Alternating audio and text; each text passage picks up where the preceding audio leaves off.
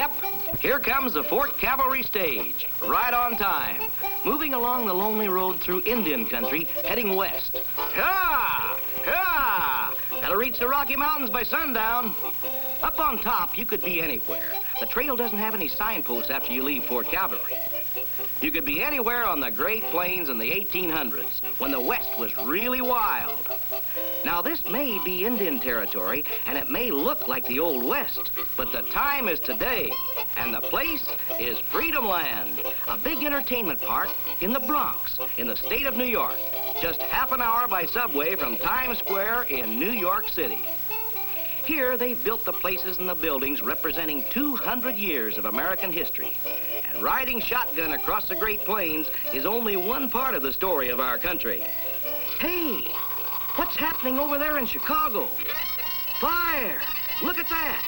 It's the Chicago Fire of 1871.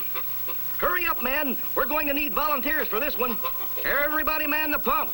We've got to get water on the fire or the whole city will go. Faster, men. Keep that pump going. Mrs. O'Leary's cow has kicked over a lantern, and the flames are spreading fast. Keep that pump going back there.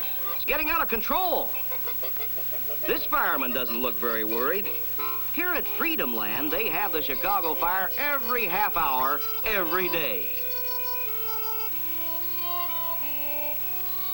And the gas flames behind the windows of those fireproof buildings always go out on schedule. But it's lots of fun because it's make-believe. In Chicago, in 1871, they didn't have fireproof buildings, and the big fire was an important event in American history, brought to life at Freedomland. Down on Cortlandt Street, they've built little old New York, just the way it was between 1850 and 1890. In those days, horse-drawn trolleys were the latest thing for short trips in the city.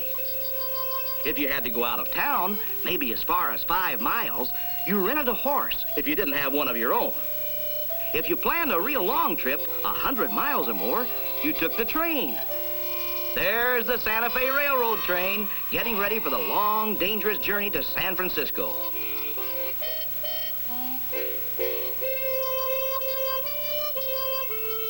Here's another way people traveled in the 1800s, on a stern-wheel steamboat. All aboard! The paddle wheel starts turning, and away you go.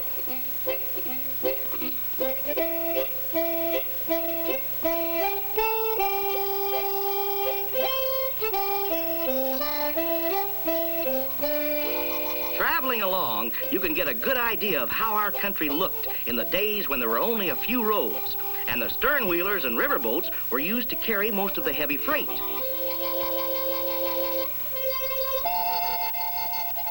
The bow of the boat is a good place to stand if you want to see what's coming up around the next bend.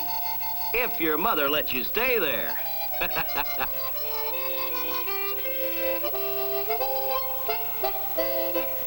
There's the Santa Fe Special, heading west, just like the days when there was only one railroad line from coast to coast.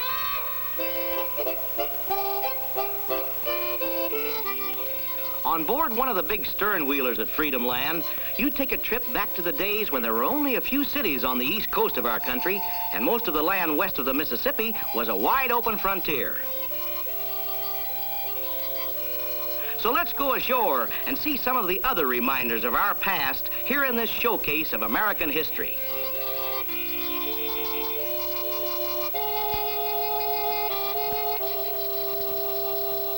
In the untamed Northwest, you can take a ride in one of the bull boats, traveling past a trapper's cabin back to the time of the historic Lewis and Clark expedition.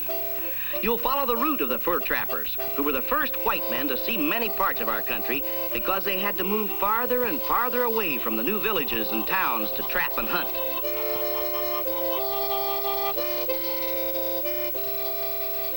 Look, there's a moose looking us over. Don't move, he might charge the boat. There's an Indian carving a totem pole in a village just as it might have looked to a boatload of fur trappers as they kept pushing northwest. These Indians look friendly, but no telling what's coming up around the next bend.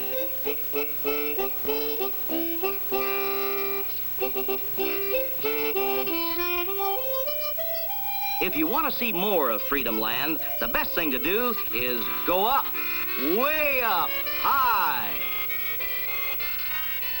Riding in an ore bucket from the Tucson Mining Company, high above the buildings and the people. From here, you can see most of Freedomland and pick out the spots you want to visit next time. 205 acres of fun and tradition. From San Francisco in 1906, across the Great Plains of the 1800s, through the old Southwest of 1890, to the not-so-distant future at Satellite City. 200 years of American history. From the days when herds of buffalo roamed the West to the present and beyond.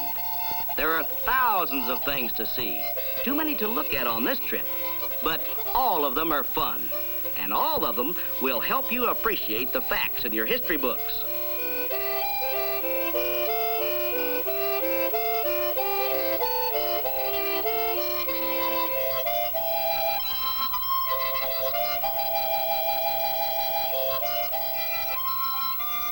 This is history brought to life.